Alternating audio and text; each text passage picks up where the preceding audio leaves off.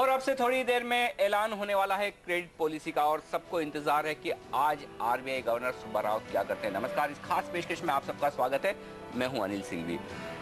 ये पॉलिसी काफी अहम है और इस लिहाज से क्योंकि इस बार बाजार काफी हद तक डिवाइडेड है। एक और जहां चिंता यह है कि ग्रोथ काफी धीमी पड़ती हुई दिख रही है और उसको देखते हुए जिस तरह से वित्त मंत्रालय और फाइनेंस मिनिस्टर की तरफ से जो संकेत आते हुए दिख रहे हैं, उसे देखते हुए लग रहा है कि आरबीआई के लिए यहाँ पर ब्याज दरें काटने का सही वक्त है। वहीं दूसरी तरफ महंगाई दर को लेकर अब भी चिंताएं बरकरार है और बहुत जल्दी बहुत नियर फ्यूचर में महंगाई दर नीचे आने वाली लग नहीं रही। तो ऐसे में हो सकता है आरबीआई थोड़ा और इंतजार करने की कोशिश करे। लेकिन कुल मिलाकर पिछले कुछ दिनों से जिस तरह से संकेत आते हुए दिख रहे हैं, बाजार में ये उम्मीद जोर पकड़ती हुई दिख रही है कुछ से कुछ ब्याज दरों में बदलाव आज जरूर होगा। शायद 1/4% की रेट कट आपको रेपो रेट में होती हुई दिखे और साथ ही सीआरआर में भी क्या कुछ हो सकता है। क्या करेंगे गवर्नर साहब, ये अब से कुछ मिनटों में हम जानेंगे। ठीक यहाँ पर 11 बजे आपके सामने क्रेडिट पॉलिसी का ऐलान होगा, लेकिन उससे पहले बाजार पर डाल लें नजर। बाजार क्रेडिट पॉलिसी के पहले काफी मजबूती के साथ ऊपर आता हुआ दिख रहा है। सुस्त शुरुआत होने के बाद 20 पॉइंट की तेजी यहाँ पर निफ्टी में हो चुकी है और सेंसेक्स भी मजबूती के साथ जमा हुआ है और ऐसा लग रहा है कि कहीं न कहीं बाजार ने अब उम्मीद बना ली है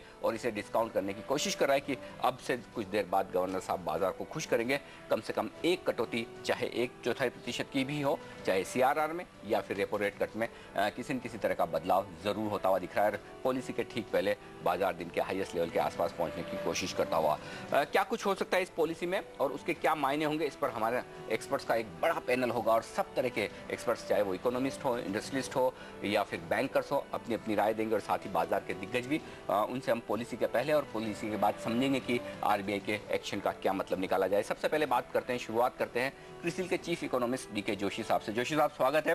बस 3 मिनट बचे हैं, गवर्नर साहब आने वाले हैं पॉलिसी का ऐलान करने। क्या आप मानते हैं ब्याज दरें बदलेगी? यदि हाँ तो क्या कुछ हो सकता है? एक आखिरी कुछ 2 मिनट पहले का एक गेस। मुझे लगता है कि रेपो रेट नहीं काटेंगे अभी, क्योंकि महंगाई की दर जो है वो जहाँ की तहाँ बनी हुई है और आगे चलते हुए वो और ज़्यादा बढ़ने की उम्मीद है। तो इस समय बहुत ही ज़्यादा डिफिकल्ट सिचुएशन है सेंट्रल बैंक गवर्नर के लिए, क्योंकि एक तरफ ग्रोथ जो है वो पोटेंशियल से नीचे गिर रहा है और साथ साथ इन्फ्लेशन जो है वो बढ़ती जा रही है। तो अभी क्योंकि आरबीआई का medium term target, stated target 4 से 5% इन्फ्लेशन लाने का है, तो अगर उस टारगेट को अचीव करना है तो मुझे लगता है अभी थोड़ा इंतजार करना पड़ सकता है हमें। लेकिन क्या आपको लगता है कि ये सही वक्त है जब एक और कट सीआरआर में आता हुआ दिखे 1/4% का? वो हो सकता है लिक्विडिटी कंसर्न्स के लिए, तो वो ओएमओ और सीआरआर के बीच में डिसीजन ले सकते हैं, पर वो मुझे लगता है, मुझे अभी मेरा ये मानना है कि शायद अभी आज कुछ नहीं होगा। लेकिन क्या आपको लगता है कि कल जिस तरह से वित्त मंत्रालय की तरफ से दबाव बनता हुआ दिख रहा है, कल जिस तरह से वित्त मंत्री ने भी अपनी प्रेस कॉन्फ्रेंस में कहा कि वो 2017 तक 3% तक वित्तीय घाटे को लाने की कोशिश करेंगे और इकोनॉमिक रिव्यू में जो कल शाम को सिचुएशन दिखी वो भी ऐसा लग रहा है कि ग्रोथ को लेकर आरबीआई की चिंताएं बढ़ रही है और इन्फ्लेशन को लेकर जो चिंताएं ज्यादा थी वो कम होती हुई दिख रही है। ऐसे में एक रेट कट बनता है आज? नहीं, इन्फ्लेशन को लेकर चिंता कम तो नहीं हुई है, हाँ ग्रोथ को लेकर जरूर बढ़ गई है। मुझे लगता है कि जो फिस्कल पॉलिसी और फिस्कल कंसोलिडेशन प्रोग्राम जो आरबीआई जो फाइनेंस मिनिस्टर ने अनाउंस किया है, वो एक स्पेस क्रिएट करता है। कितना वो इम्प्लीमेंट होगा उसको देखने की भी आवश्यकता है। जहाँ तक ग्रोथ का सवाल है उस हिसाब से तो रेट कटना चाहिए, पर मैंने कहा, जैसा मैंने पहले कहा कि ये एक कैश 22 सिचुएशन से बनी हुई है। तो देखिए किस तरफ पलड़ा गिरता है आज। मेरी उम्मीद ये है कि शायद वो अभी आज होल्ड करेंगे अपने। चलिए, बिल्कुल। और जोशी साहब, मैं ये कहना चाहूंगा आपको कि आप एकदम पक्के इकोनॉमिस्ट की तरह बात कर रहे हैं, क्योंकि जितने इकोनॉमिस्ट से हमारी बात हो रही है सब ज्यादा ये मान रहे हैं कि इन्फ्लेशन रोकने का काम आरबीआई की सबसे बड़ी जिम्मेदारी है और अगर उसे देखा जाए तो रेट कट नहीं करना चाहिए। लेकिन कहीं कहीं बाजार के जो लोग हैं, जो फंड मैनेजर्स हैं, जो ट्रेडर्स हैं, जो इन्वेस्टर्स हैं, वो ये मानकर चल रहे हैं जिस तरह से सेंटिमेंट बनाया गया है, जरूर आरबीआई गवर्नर आज थोड़ा सा उसे ध्यान में रखते हुए ब्याज दरों में कटौती करने की कोशिश करेंगे। तो बड़ा सवाल अब यही होगा, अब से कुछ सेकंड्स में आपके सामने क्रेडिट पॉलिसी पे। तो गवर्नर सुब्बा राव यहाँ पे अपनी पॉलिसी को एक्सप्लेन करते हुए कि क्यों उन्होंने सीआरआर में कटौती की और क्यों रेट में भी कटौती नहीं कर दी। अगर हम इसको सीधे शब्दों में समराइज करें तो उनका कहना है कि सीआरआर में कटौती के पीछे क्या लॉजिक है। पहला ये कि नकदी की कमी है। पिछले क्वार्टर में रेपो विंडो पे करीबन 50,000 करोड़ रुपए हर रोज आरबीआई बैंकों को दे रहा था। इस क्वार्टर में बढ़ के 85 से 90,000 करोड़ हो गया है। 17,500 करोड़ रुपए सीआरआर के जरिए आएंगे और उसका थोड़ा सेकेंड राउंड इंपैक्ट भी होगा। तो वापस को उम्मीद कर रहे हैं कि 50,000 करोड़ के आसपास नकदी की शॉर्टेज आ जाएगी। दूसरी बात, सरकार ने जो कदम उठाए हैं वो चाहते हैं कि उसको मदद करें कुछ हद तक और ग्रोथ पे इम्पैक्ट बेहतर होगा सरकार के उठाए हुए सुधारों का अगर इंटरेस्ट रेट थोड़े नीचे आते हैं। ये दूसरी वजह है। लेकिन रेट में कटौती क्यों नहीं की? सुब्बाराव साहब ये कह रहे हैं कि ग्रोथ पर जोर देने का मतलब ये नहीं है कि महंगाई को भूल गए हैं। महंगाई अब भी हमारी एक चिंता है, प्राथमिकता है, उसको हम ध्यान में रखेंगे। दूसरी बात, बिजली के दाम बढ़े हैं, एलपीजी के दाम बढ़े हैं, डीजल पेट्रोल के दाम बढ़े हैं। इनकी वजह से एक सेकंड राउंड इंपैक्ट देखने को मिल सकता है, क्योंकि आमतौर पे हर चीज जहां भी ढुलाई का भाड़ा बढ़ गया, खर्चे बढ़ गए, हर चीज के दाम बढ़ाने की टेंडेंसी होती है। वो सेकंड राउंड इंपैक्ट रोकना जरूरी है ताकि महंगाई काबू से बाहर ना निकल जाए। इस वजह से भी रेट में कटौती नहीं की गई है। और एक और खास बात वो कह रहे हैं कि नॉन फूड मैन्युफैक्चरिंग जो है, यानी फूड और साथ ही साथ ये तेल के दाम निकाल के भी देखें तो जो महंगाई की दर आपके हाथ में आती है वो 5.6% पे पिछले 3 महीने से बरकरार है। तो वो थोड़ी सी चिंता की बात है। अभी भी डिमांड का प्रेशर थोड़ा बना हुआ है, इसलिए भी वो रेट को फिलहाल काटना नहीं चाहते। तो ये एक्सप्लेनेशन पॉलिसी के ऊपर गवर्नर सुब्बाराव फिलहाल देते हुए नजर आए हैं। अब इस पर चर्चा के लिए हमारे साथ हमारे एक्सपर्ट्स भी जुड़ रहे हैं। तो आइए फिलहाल लेते हैं उनकी राय, किस तरह से देख रहे हैं वो इस पॉलिसी को। जोशी साहब, सबसे पहले आपकी राय हम लेना चाहेंगे। क्या आपकी उम्मीद के मुताबिक ये कदम यहाँ पर उठाए गए हैं और इसका क्या इम्पैक्ट आप देखते हैं ब्याज दरों पे और इकोनॉमी पे? देखिए, जैसा मैं पहले कह रहा था, पॉलिसी से मेरी एक्सपेक्टेशन थी कि आरबीआई रिपो रेट नहीं काटेगा और सीआरआर उन्होंने काटा है। इसके पीछे उनका लॉजिक ये है कि आगे चलते हुए और अभी भी जो लिक्विडिटी पे प्रेशर बन रहा है, वो ये नहीं चाहते कि लिक्विडिटी फर्दर रिस्क क्रिएट करे ग्रोथ के लिए। तो इसलिए उन्होंने एक प्रीएम्प्टिव स्टेप लिया है। जहाँ तक ग्रोथ और इन्फ्लेशन की प्रोजेक्शन है, वो अब रियलिटी के ज़्यादा नज़दीक है। मार्केट एक्सपेक्टेशंस जो थी इन्फ्लेशन पे वो यही थी, 5.8 और 7.5 to 8% इन्फ्लेशन, 5.8% ग्रोथ। तो उसके वो दोनों अब एक तरह से कन्वर्ज कर रहे हैं। अभी हमें ज़्यादा उम्मीद इंटरेस्ट रेट गिरने की नहीं करनी चाहिए सिस्टम में। इसके लिए थोड़ा वक्त लगेगा मुझे लगता है। अभी फ़िलहाल जो इंटरेस्ट रेट एनवायरनमेंट अभी बना हुआ है वैसा ही मुझे लगता रहेगा। आगे चलते हुए थोड़ा सा जो ट्रांसमिशन अभी तक अगर आप देखें पिछले अप्रैल से जो रिपो रेट है वो करीब 50 बेसिस पॉइंट उन्होंने काटा है। उसके अलावा जो सीआरआर है आज का मिला के 175 बेसिस पॉइंट काटा है और एसएलआर भी काटा है। तो मॉनेटरी ईजिंग एक तरह से तो सेंट्रल बैंक ने ज़रूर की है, पर उसका जो ट्रांसमिशन है वो सिस्टम में अभी दिखाई नहीं दिया। जो बेस रेट जो है वो सिर्फ 25 बेसिस पॉइंट नीचे आया है। तो हमें थोड़ी ये उम्मीद की जा सकती है कि बेस रेट थोड़ा सा और नीचे आएगा जब ट्रांसमिशन कंप्लीट होगा। उससे ज़्यादा मुझे नहीं लगता कि अभी कोई बहुत ज़्यादा यहाँ पे। जी जोशी साहब, मिस्टर कालरा हमारे साथ जुड़े हैं, आंध्रा बैंक के एग्जीक्यूटिव डायरेक्टर, उनकी राय लेते हैं। मिस्टर कालरा, क्या आपको लगता है कि ब्याज दरें आप घटाएंगे, बेस रेट, या फिर कोई स्पेसिफिक सेक्टर्स के लिए जो रेट है उनकी स्प्रेड है वो कम करेंगे, लोन की दरें कम होंगी? जैसा कि पॉलिसी में क्लियर कट इन्होंने सिग्नल दिया है हमारे गवर्नर साहब ने कि किसी टाइप का कि inflation is a big concern, so he cannot have though there is a sentiment made for giving liquidity in the market, and about 17,500 crore will be available in the market in the shape of liquidity. So Governor's policy stance is that in any case growth has to be there, but not at the cost of inflation. So वो अब आपके हाथ में होंगे और उसको आप land कर पाएंगे।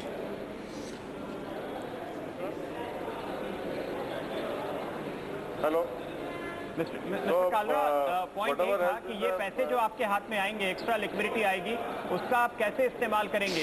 जब आप उसको लेंड करेंगे तो आपके पास जाहिर है कि मौका होगा कि आप अपनी क्रेडिट कॉस्ट थोड़ी कम करते हुए भी लोन दें। नहीं, उसमें यह है कि हालांकि it's a basically reduction in CRR by 0.25%, Hello.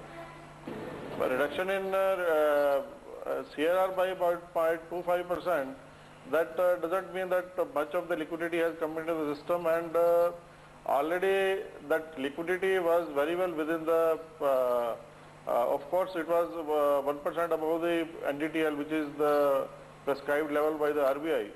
And at any point of time, RBI has ensured that liquidity is there. But only thing in the credit is that as the provision has also been made on the standard accounts also on a higher side, because the real concern with the RBI is that the health of the accounts in general are deteriorating.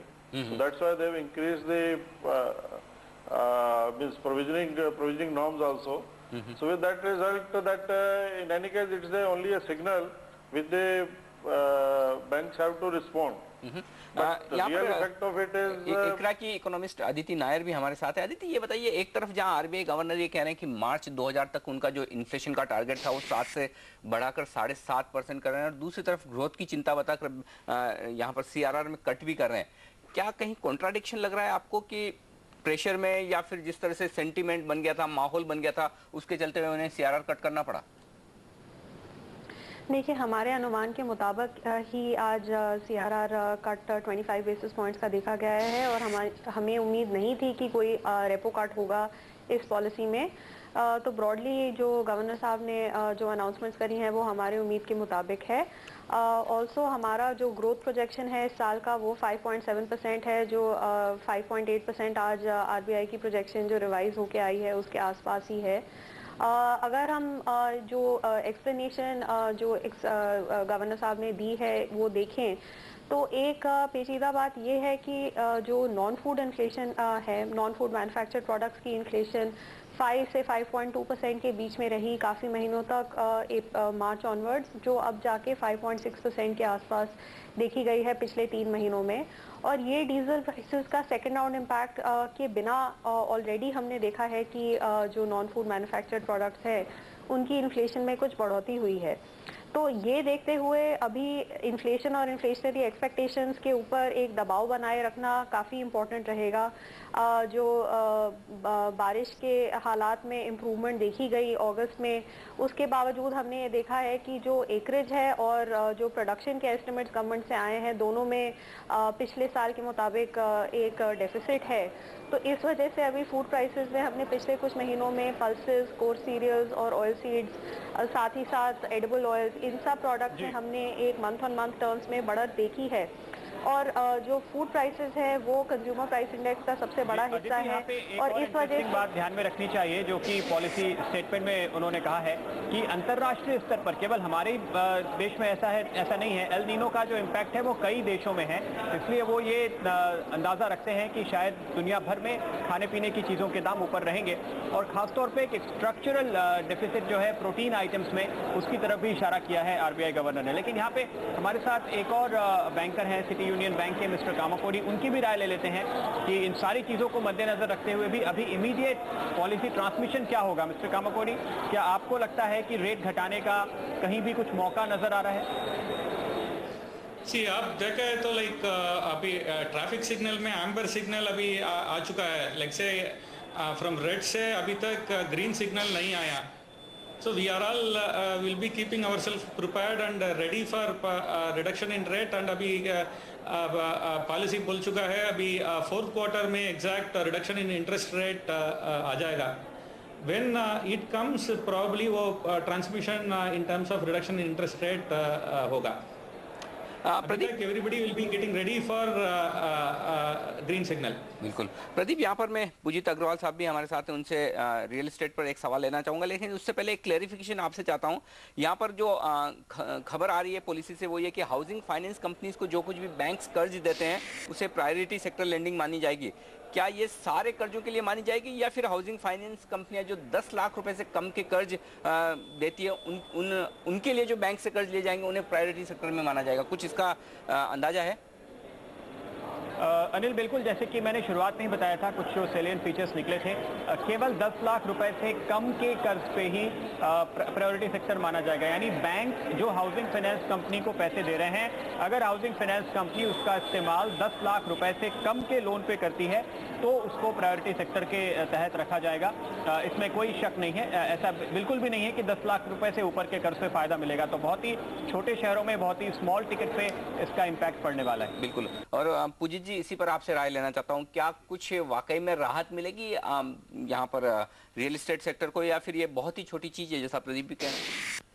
अगर आप direct benefits में आप पकड़ें तो कोई ज़्यादा benefit इसमें मिलने वाले नहीं हैं, आइदर लोन बोरोवर को या मार्केट में जनरली। बट एक सेंटिमेंट जो कन्वे किया गया है लास्ट 2-3 क्वार्टर से और कंटिन्यू करते जा रहे हैं कि लिक्विडिटी हम सिस्टम में वापस लेके आ रहे हैं, जो लास्ट 18 महीने से जो उन्होंने सकआउट कर ली थी, तो ये एक पॉजिटिव साइन है। इसके चलते बैंक्स जो बात करना उन्होंने बंद कर दिया था रियल एस्टेट सेक्टर बोरोइंग्स के लिए, तो बैंक्स ने जो है वापस बात करनी चालू कर दी है, लोन्स को रीशेड्यूल करना चालू कर दिया, तो इनडायरेक्ट बेनिफिट बहुत ज़्यादा हमको देखने को मिलेंगे। ओके, इंडस्ट्री का एक और नजरिया लेते हैं। हमारे साथ सुमित कपूर साहब जुड़ रहे हैं जो कि मोनेट इस्पात से हैं। मिस्टर कपूर, आपका क्या रिएक्शन है? राहत इंडस्ट्री को क्या मिल रही है सीआरआर में कटौती से, और क्या ये आपकी उम्मीद के मुताबिक है?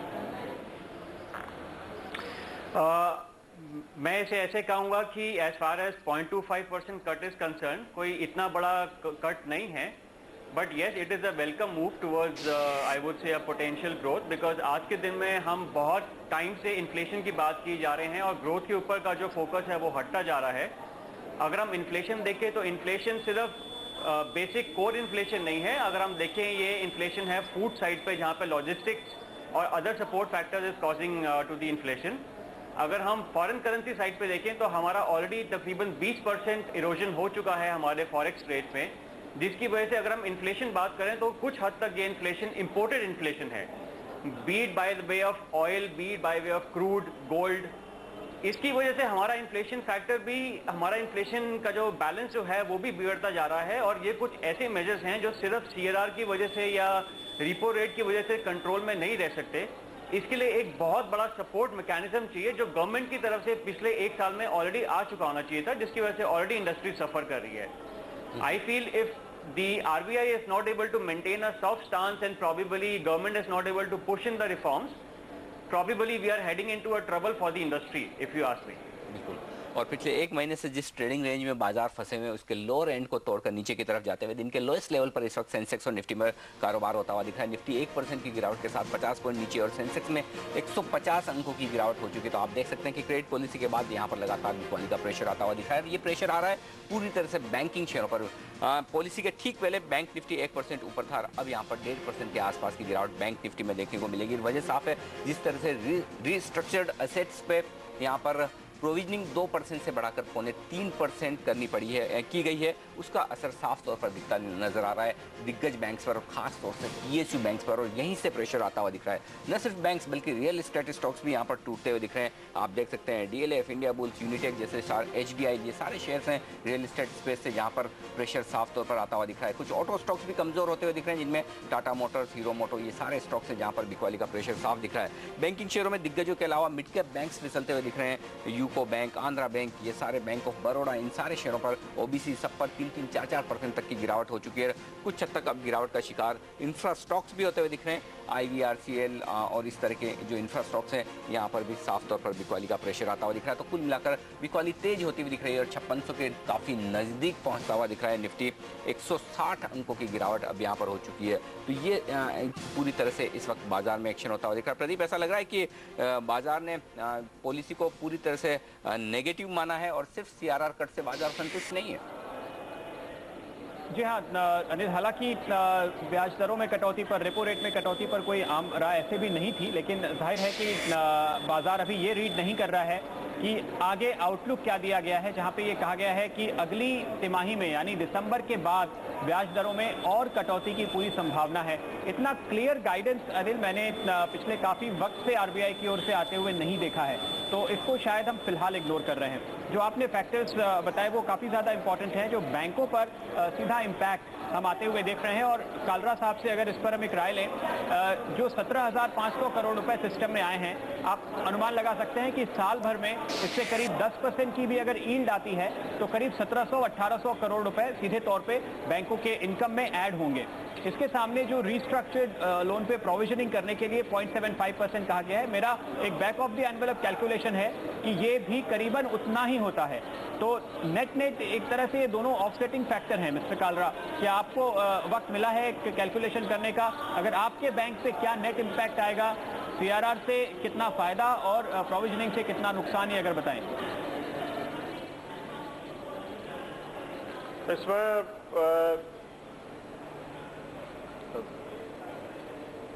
जी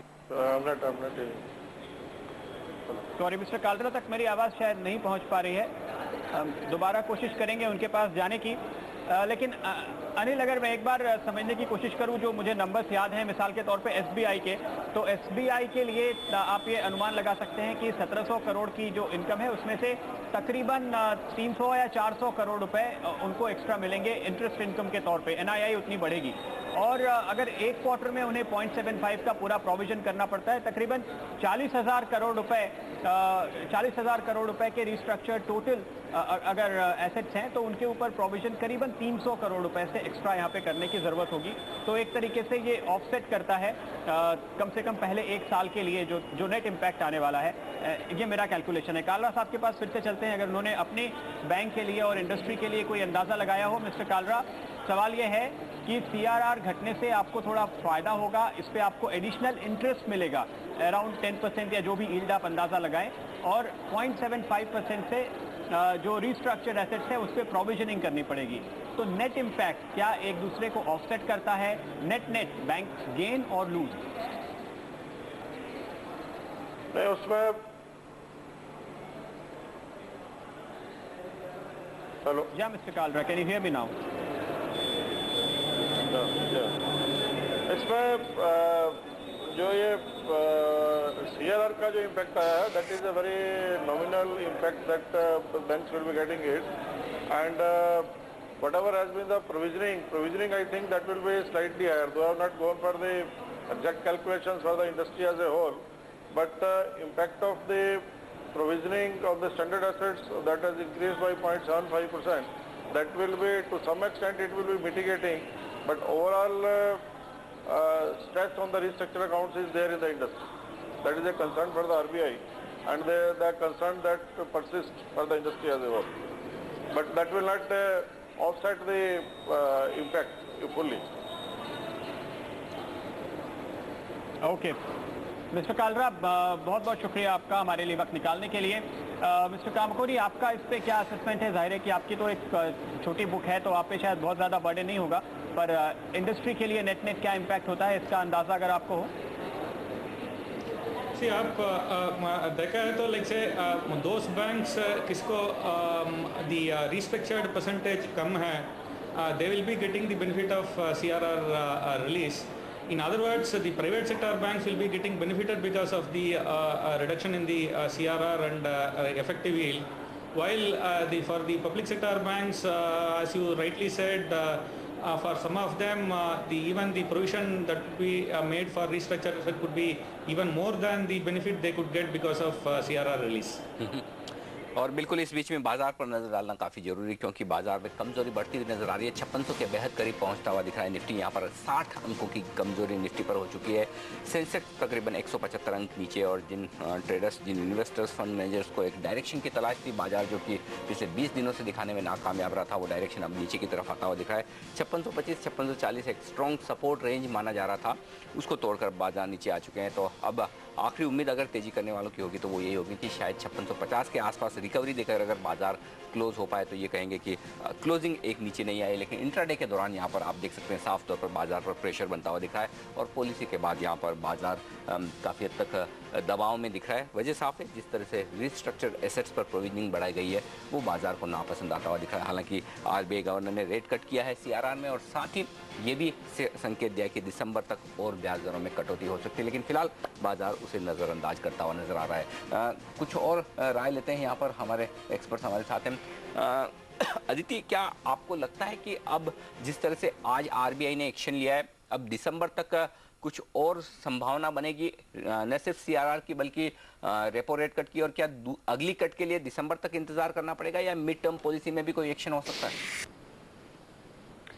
देखिए, मेरे हिसाब से जो गाइडेंस दी गई है वो काफ़ी डविश है। पिछले काफ़ी पॉलिसी से कंपैरिजन में तो बहुत ही डविश लैंग्वेज यूज़ की गई है।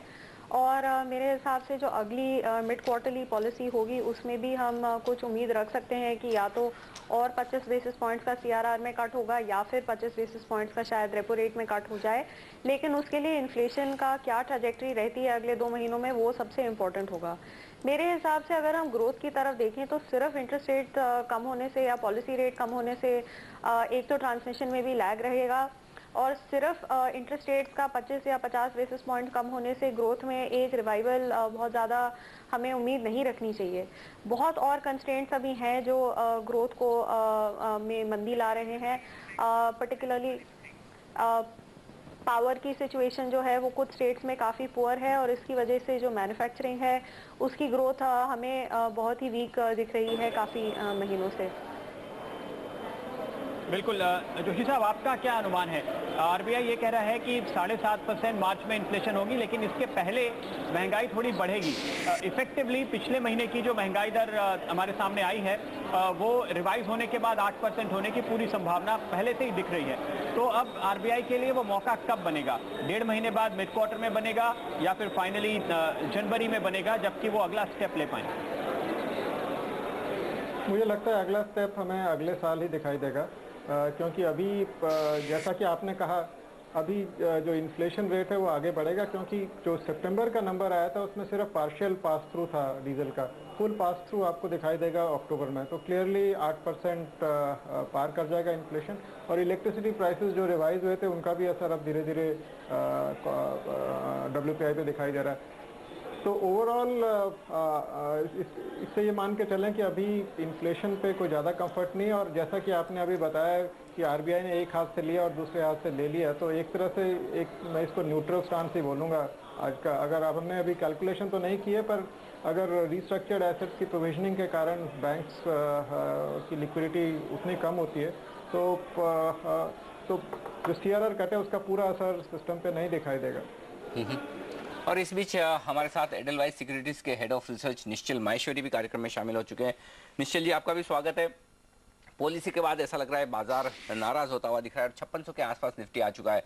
क्या वाकई में पॉलिसी इतनी खराब है या फिर बाजार कुछ पॉजिटिव चीजों को नजरअंदाज कर रहा है? और क्या ये समझा जाए कि जिस एक ट्रेडिंग रेंज में बाजार इतने दिनों से फंसा हुआ था और अब वो डायरेक्शन नीचे की तरफ मिलता हुआ नजर आ रहा है? आई थिंक बाजार में 25 बेसिस पॉइंट का एक्सपेक्टेशन था, और वो न आने की वजह से डेफिनेटली बाजार नेगेटिव हुआ है। सेकंड, एक चीज़ और आरबीआई ने काफ़ी क्लियरली स्टेट कर दी है कि दिसंबर में भी उनकी पॉलिसी में रेट कट का कोई एक्सपेक्टेशन नहीं है। उन्होंने काफ़ी क्लियरली बोला है कि उनका इन्फ्लेशन का एक्सपेक्टेशन लास्ट क्वार्टर में नीचे आने का है, और तभी expectation of a rate cut also is possible. तो ये एक और थोड़ा सा बाजार में आई थिंक नेगेटिव व्यू आया कि अब रेस्ट ऑफ द ईयर में कोई रेट कट नहीं आने वाला है। तो वो एक आई थिंक नेगेटिव ज़रूर बाजार के लिए है।